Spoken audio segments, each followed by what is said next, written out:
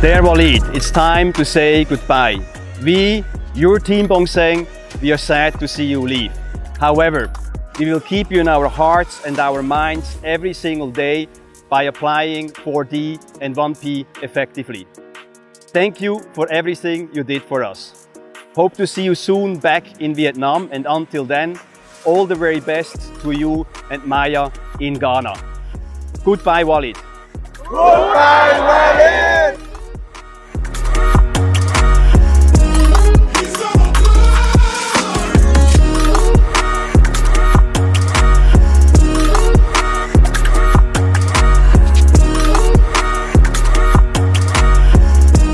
Chúc các bạn có một kỳ nghỉ tuyệt vời.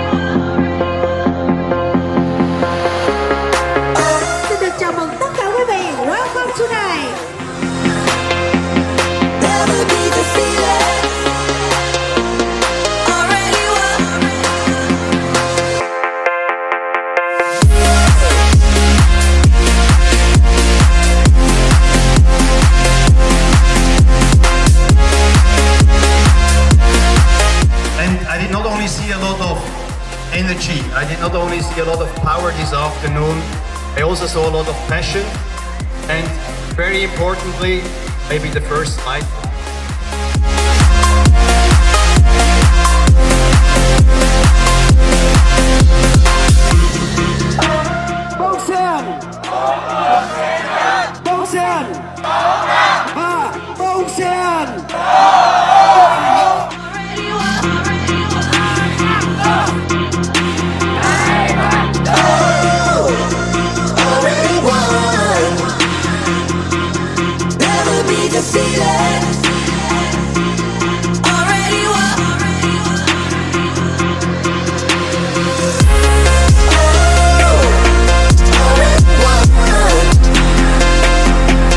Never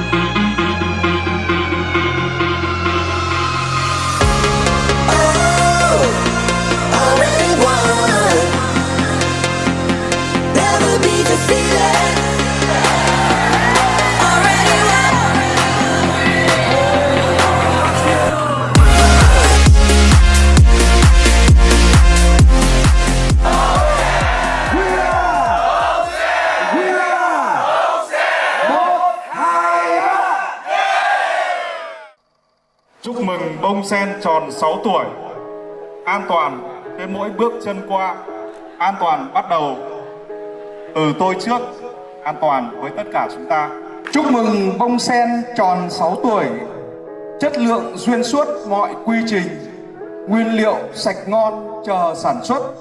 Milo lên kệ chọn niềm tin. Vận hành sản xuất luôn cải tiến. Tiết kiệm chi phí lấy tối ưu. Phát triển con người luôn chú trọng. Cùng nhau xô đổ mọi mục tiêu. 6 năm 6 tuổi 6 cánh hoa. Mỗi năm mỗi bước thêm tiến xa. Phát triển bền vững, dài hạn. Giữ trọn niềm tin của muôn nhà. Đồng xanh thơm lúa hương sen ngát. Đàn chim Nestle tới dựng xây. Đất lành chim đậu vui ca hát. Sâu rễ bền gốc vững từ đây. Đường dài khó tránh khỏi chông gai. Thay đổi hôm nay thắng ngày mai. Cùng nhau chúng ta luôn giữ lửa. Chiếu tỏa đường đi muôn năm dài. Phần phật trong gió ngọn cờ bay. Năm sang thời vận nắm chắc tay.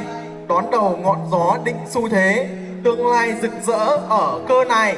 Những ánh mắt, nụ cười thân quen, sáng thắp lên từ ánh mắt, ắt hẳn là nơi ta thuộc về. Chúc mừng sinh nhật tới bông sen, bước sang tuổi 7 vững đường quen, dũng cảm bước đi trên đường lạ, chung một tương lai mạnh chắc bền.